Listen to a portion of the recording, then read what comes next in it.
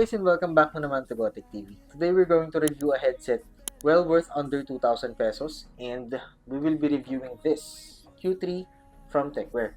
So this headset has triple mode na Bluetooth 2.4 GHz and wired connection. So we will test out the unit and titignan natin kung sulit na nga ba siya for the under 2,000 price range. So if you want to know more, stay tuned to the video and let's proceed to the unboxing.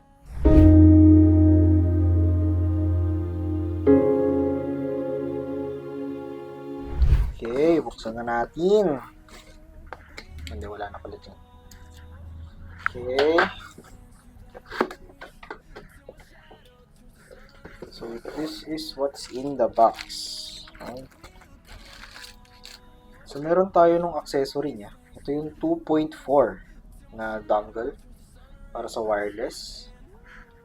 Meron din tayo ditong USB to Type-C. Ito yung para sa PC. And ito naman yung para sa cellphone, ganun, mga devices natin. USB to 3.0 na audio jack. Next is main attraction. Okay, so ito na yung headset natin. Yun. Very light siya, guys. And uy, ganda. So, ito yung power natin and ito yung modes. So, dito natin makikita yung ilo-long press mo siguro to para mag-connect siya sa Bluetooth or mag-connect siya dun sa dongle or yun nga, magko-connect tayo dito for wired purposes. Tapos, over here naman sa front side, ito yung microphone natin. So, retractable siya. Very convenient din kung ayaw mong may naka-usli habang hindi ka naglalaro, kunyari nagsa-sound trip ka lang, pwede rin. And pwede mo rin gamitin siya outdoors siguro. Kasi meron siyang Bluetooth eh. So pwede rin siya outdoors, pero siguro mostly gamers ang gagamit ito. So indoor siya gagamit. So may feature daw for this microphone. So ayan siya pag recording. And automatic mute siya pag binabalik mo siya. So good feature din. Ito yung volume control natin. Yan, up, down. Overall, feels premium naman siya, though magaan.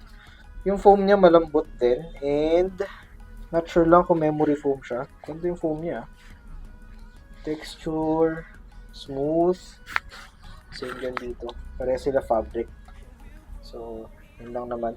Meron pa tayo isang feature pala dito. So, yan. Sa mga nag-aalala dyan, nagtatanong dyan kung adjustable ba? Medyo meron naman kahit pa paano. Hindi nga lang siya ganun ka-laki. Sige lang. Okay, so proceed na tayo sa testing. Okay, so dito na tayo sa testing ng ating Techwear Q3 headset. So, okay. So fitting, okay naman siya. May wide pa tayong angle. Angle tuloy, space. Pwede, in case malaki yung ulo nung gagamit. Tight naman siya. Okay. Tapos, yun nga, magaan siya. By the way pala, no, tinignan pala natin sa software kung mayroon siya.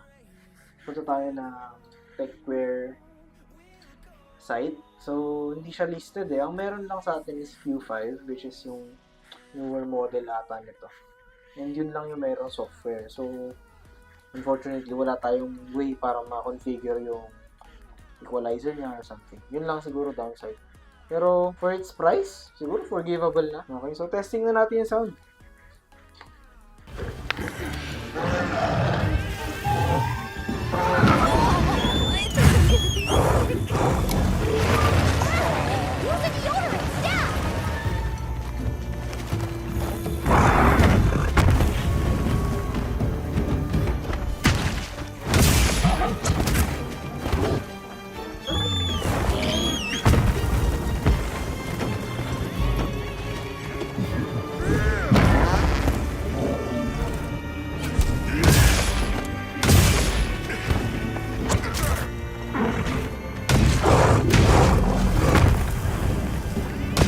Okay, so clearly working naman yung ano natin, surround sound natin. Maganda naman yung effect niya.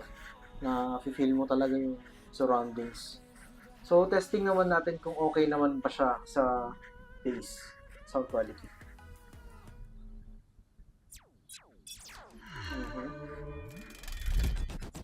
Okay.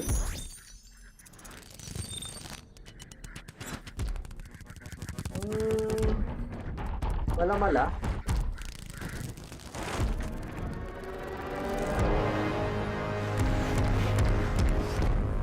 Okay, so about dun sa ano natin, bass quality. Hindi siya perfect, pero, para sa price range niya, I think okay na siya for most average gamers natin. Unless, siguro mga audio editor ka, mga video editor, talagang kailangan mo ng crisp and yun nga, mga accurate. Not bad for me. It's worth it. Hanap mo lang talaga is budget na headset. Ang hindi na lang siguro natin na testing dito is connectivities. Okay, so as you can see, connected tayo sa Bluetooth. So ngayon, mag-switch tayo into the 2.4 dongle. Check natin kung okay ba lahat. Off natin yung Bluetooth. And ito po pala yung indicator niya.